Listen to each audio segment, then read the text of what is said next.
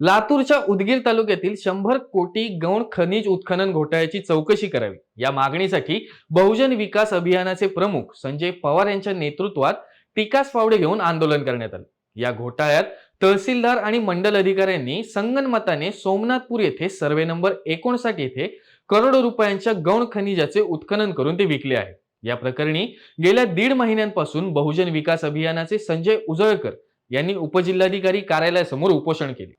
मात्र आजपर्यंत कोणतीही कारवाई झाली नसल्याने निवेदन यावेळी आंदोलनकर्त्यांनी अधिकाऱ्यांना दिले।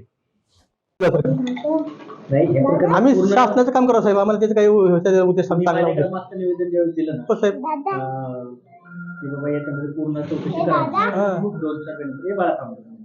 साहेब, ते ज्याच्यावर आरोप आहे त्याला चौकशी दिला, ज्याच्यावर आमचा आरोप आहे का त्याच्या चोराच्या चाव्या द्या सर, त्याने काय केलं? त्याला चौकशी दिली, त्यांनी कसं सांगा हे करायचं, त्यांच्या मध्ये हे त्याला त्यामध्ये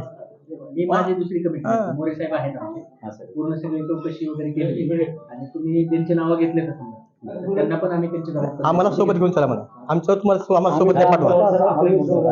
नसतं तर आमच्यावर गुन्हा दाखल करा, आमचं खोटं असेल तर गुन्हा दाखल करून आम्ही कुठं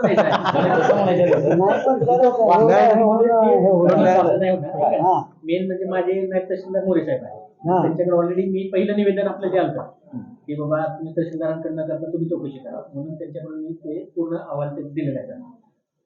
मला वाटतं हे तुमचे जे आहे ते पहिल्या आधी मला फेब्रुवारी मध्ये पण काही बरोबर 4 वर्षाचा पण विषय होता, आम्ही ती सगळी पूर्ण पहिल्याच एकत्र केली त्याच्या आधारे बनवा म्हणून। तर ते आता मला आज उद्या ते देणार होते सगळं, पण झाली गोष्ट अशी की त्यांना नेमकं कोर्टाचं काम आहे, तर त्यामुळे ते औरंगाबादला गेले,